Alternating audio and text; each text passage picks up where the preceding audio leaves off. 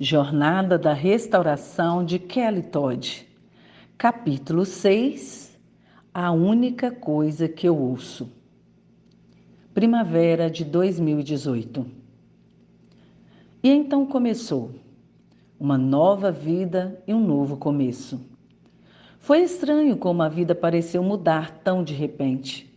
Se eu não tivesse vivido, não teria acreditado que alguém pudesse mudar tão drasticamente. Não pude acreditar que mudaria tão drasticamente. Parei de assistir televisão e ouvir músicas que não pertenciam ao meu novo estilo de vida. Eu nem mesmo sentia falta dessas coisas. Acordava e orava assim que meus olhos se abriam. Organizava as crianças a cada manhã e então orava um pouco mais. Eu sentava e brincava com as crianças ou trabalhava no computador por um momento e então orava mais um pouco. Almoço, oração. Jantar, oração. Aprontar as crianças para dormir e oração. Eu não tinha uma Bíblia ainda. Então confiei nas orações e na escritura citada no livro da Erin que eu tinha escrita em meus cartões para me guiar até a Bíblia chegar. Estava animada para pedir minha Bíblia, mas estava difícil. Eu não conhecia a quantidade de Bíblias que existem. Eu não sabia qual a diferença entre a versão King James, Nova Versão Internacional ou qualquer outra versão. Então eu pedi uma versão rosa e fofa. Era uma versão King James. Então pensei que se fosse uma versão para nobreza, então deveria ser boa. Em todo o meu tempo de oração, eu pedi ao Senhor para mostrar-me o que fazer, para me mover para o seu querer, para a minha vida, e ele disse que eu precisava deixar o passado para trás com um coração limpo. Então perguntei a ele com quem eu deveria fazer as pazes. Ele respondeu que eu precisava perdoar e pedir perdão à mãe do James. Eu sabia que era o Senhor falando comigo, porque era algo que eu não teria dito a mim mesma. Por 3 dias tentei orar do meu jeito para contornar isso. Tentei convencer a mim mesma que o Senhor não tinha dito isso. Mas eu tinha um forte sentimento de desobediência pesando em meu coração. Como Deus poderia me guiar se eu não pudesse fazer o que Ele pediu? Por outro lado, como eu ligaria para ela? Ela certamente pensaria que eu estava tentando conquistá-la para trazer o James de volta. E se o James atendesse o telefone? Ele tinha avisado para que eu não ligasse para nenhum membro da sua família. Eu tinha tantos pensamentos rodando minha cabeça, ela estava girando. Decidi ser obediente ao Senhor. Eu temia ele mais do que a raiva do James. Arrisquei ligar para ela no começo da tarde, esperando que James estivesse no trabalho. O telefone tocou uma vez e não teve resposta, enquanto eu andava de um lado para o outro na sala de estar. Toque 2. Cada toque parecia tocar mais devagar e por mais tempo. Continuei esperando que a secretária eletrônica atendesse. Toque 3 começou e eu ansiava pelo toque 4, onde eu poderia desligar e acabar com minha tortura. Depressa, toque 4, pensei comigo mesma.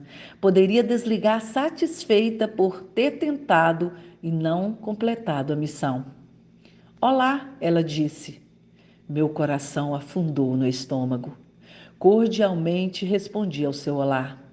Minha boca estava salivando de nervosismo e minha voz estava trêmula. Perguntei como ela estava e ela respondeu agradavelmente, como sempre, que estava bem. Ela era uma pessoa muito cordial, nunca rude. Eu decidi tentar e desligar o mais rápido possível e não perder tempo com conversa fiada. Eu nunca fui boa com conversas fiadas de qualquer forma. Respirei fundo e disse a ela que eu não desejava tomar muito do seu tempo e que liguei simplesmente para tentar fazer as pazes enquanto mudava minha vida. Expliquei que não tinha nada relacionado ao James, mas comigo mesma. Pedi desculpas pela tensão entre nós e a minha parte nisso. Disse a ela que eu não havia sido uma boa nora e que eu realmente sentia muito. Pedi que me perdoasse e se poderíamos deixar tudo para trás. Meu objetivo foi deixar para trás o que não era saudável para minha vida. Ela disse que eu não precisava pedir desculpas e que estava tudo bem entre nós. Agradeci por seu tempo e desliguei. Estava tão aliviada com o barulho do telefone desligando. Fiz e me senti bem. Conheci a face do medo, pedindo perdão aos meus inimigos. Quis continuar quebrando as velhas muralhas e me manter olhando para o alto. Sabia que eu teria que lidar com um dos meus maiores problemas: ligar para o James. No mês passado, eu liguei para ele 3 ou 4 vezes por dia, algumas vezes mais. Meus argumentos eram que, se ele apenas falasse comigo, eu poderia convencê-lo a voltar para casa. Tive que aprender que a volta do James para casa estava além do meu controle. Tive que compreender que todas as vezes que tive um plano para fazê-lo voltar para casa, 9 de 10 tentativas fizeram minha situação piorar. Tive que aprender a deixar ir e deixar Deus lidar com isso. Não foi fácil. Foram necessárias muitas orações para me manter ocupada. Se minhas mãos e mente estivessem ocupadas com Cristo, eu não teria tempo extra para criar problemas ligando para o James. Outro problema que eu tive que encarar foi que meu marido era o líder da minha casa. Tive que aprender a ser submissa a ele.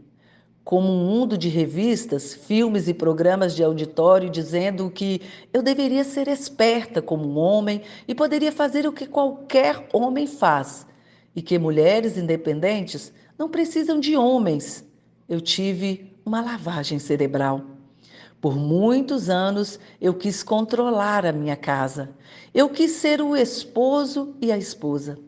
Eu sabia que eu era controladora e esse hábito seria difícil de quebrar. Meu desejo de controlar tudo foi a razão principal e mais difícil para deixar ir e entregar para Deus. Meu primeiro teste foi sobre mim. O telefone tocou e era o James. Ele perguntou como as crianças estavam e eu disse que estavam bem. Ele disse, bem, e desligou. Meu teste não foi um teste, afinal. Tive um vislumbre de que eu devo ter deixado ele irritado, por ele nem mesmo ter me dado a chance de mantê-lo ao telefone. Eu queria tanto provar a ele que eu não queria mantê-lo ao telefone. Pretendia apenas responder suas perguntas e dizer adeus quando ele dissesse. Eu não tive a chance de mostrar a ele que eu estava mudando. O Senhor mostrou um vislumbre do que James sentia por mim e senti vergonha do meu comportamento. O fato de que qualquer pessoa, especialmente meu marido, queria me evitar tanto, realmente me atingiu. Eu estava mais determinada a fazer minha mudança durar. As próximas poucas ligações foram mais do mesmo. O tempo chegou onde a próxima ligação foi diferente. Ele ligou para falar que estava vindo buscar as crianças para o final de semana. Eu disse que tudo bem. Ele disse adeus e eu me despedi também. Eu fiz isso. Foi meu primeiro teste oficial em deixar ir e eu passei. Não havia depressão ou tristeza na minha voz. Foi o primeiro passo e, embora eu soubesse que mais testes viriam e poderiam ser mais difíceis, não me importei naquele momento. Eu me deliciei com minha poderosa vitória. Sábado chegou e ele estava lá no início da tarde para pegar as crianças. Ele veio sozinho, o que foi uma surpresa, mas descobri que eu poderia passar pelo teste 2 de deixar ir sem tentar convencê-lo de voltar para casa. Eu não sabia que o teste 2 seria muito mais difícil do que eu antecipei. James pediu para as crianças irem para seus quartos para brincar, porque ele queria conversar com a mamãe. Fiquei confusa, mas concordei. Ele pediu para eu me sentar e eu não sabia o que pensar. Ele pareceu estar nervoso e não podia me olhar. Com seu rosto abaixado e olhando para o chão, ele me disse que gostaria de levar as crianças para morarem com ele. Fiquei surpresa comigo mesma, pois me mantive composta, mas agora sei que o espírito que vive dentro de mim estava no controle. Ao som dessas palavras, pedi ao Senhor que tomasse conta de mim, porque eu estava com medo de falhar em deixar ir e deixar Deus fazer seu trabalho. Deus simplesmente me disse: deixe ir. Eu vi os lábios de James se movendo, mas eu não ouvi nada, exceto o Senhor me dizendo: deixe ir. Eu disse a ele que eu faria o que ele achasse que fosse o melhor para as crianças. Pedi licença por um minuto porque eu sabia que tinha concordado em não estar com meus filhos e não consegui conter minhas lágrimas. Andei rapidamente para o banheiro. A manhã toda eu prometi não chorar em sua frente e falhei. Estava muito brava comigo mesma. Orei no banheiro para que o Senhor permanecesse comigo e então eu poderia passar o resto do tempo com ele no apartamento. Quando retornei, ele rapidamente começou a falar num tom de compaixão. Ele me disse que talvez eu não tivesse entendido suas intenções. Ele quis dizer que, se eu sentisse que não poderia cuidar das crianças, para eu não hesitar em ligar para ele. Ele disse que se eu fosse incapaz de cuidar deles, ele poderia alugar um apartamento com 2 quartos, ao invés de apenas um para ele, para que as crianças vivessem com ele. Uma outra bomba tinha acabado de explodir na minha cara. James já tinha feito planos de se mudar para um apartamento. Eu não mostrei nenhuma reação com seu comentário, mas ao invés disso, falei para ele que amo as crianças e faria todo o esforço para cuidar deles, como sempre fiz. Ele sorriu e disse que tudo bem. Ele chamou as crianças dos seus quartos, os acomodou em seu carro e foram por alguns dias. Eu estava agora sozinha com meus pensamentos, com o pensamento número 1, que era ele estar alugando seu próprio apartamento. Senti que tudo o que eu havia feito para deixar ir e tudo que entreguei a Deus foi em vão. James estava seguindo com sua vida e eu estava lutando comigo mesma. Eu quis agarrar a situação e tentar consertar. Mas, por outro lado, como eu poderia ser tão hipócrita? Como eu poderia pedir a Deus para me ajudar a restaurar meu casamento e então, quando Ele faz do seu jeito, eu tento interferir? Como posso ser tão arrogante? Realmente eu penso que poderia fazer melhor que Deus? Como se eu estivesse fazendo um trabalho tão fantástico em trazer James de volta até agora. Finalmente recuperei meu juízo e continuei a fazer a maneira de Deus.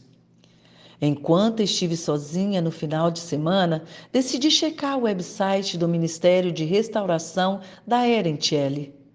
Estava ansiosa para ver quais recursos eles tinham para oferecer. Estava surpresa em ver quanta atenção havia em casamentos restaurados. Nunca pensei sobre mulheres que sentiam a mesma dor que eu estava sentindo. Notei uma seção de voluntárias e logo assinei. Também enviei um e-mail me oferecendo para ajudar com o site e quais eram minhas habilidades. Recebi uma resposta e estava ansiosa para ajudar com o website. Foi a primeira coisa em um bom tempo sobre mim e que foi positiva. Comecei a me sentir satisfeita com a minha vida, mesmo que fosse somente um pouco. Com o retorno das crianças, eu não podia esperar para vê-los e corri para tirá-los do carro. Suponho que James tenha temido que eu o aborrecesse, porque ele trouxe seu irmão junto, mais uma vez. Dei risada de mim mesma, mas não sabia que tinha chamado a atenção para mim. Voltei para o carro para buscar os pertences das crianças. No topo da mala de bebê do Daniel havia um pacote escrito: Formulários de divórcio. Meu coração disparou. Estava tão quebrada que mal podia me mexer. James saiu e viu que eu segurava os formulários. Tentei mostrar indiferença e perguntei se os formulários eram para mim porque estavam na mala do bebê. Ele arrancou os formulários de mim e os jogou no banco. Com óbvio aborrecimento, ele me disse que eram seus e que não lhe perguntasse nada a respeito. Ele disse que era apenas uma opinião e que não tinha dado muita atenção sobre o assunto. Balancei a cabeça como desculpas e disse que sentia muito pelo engano.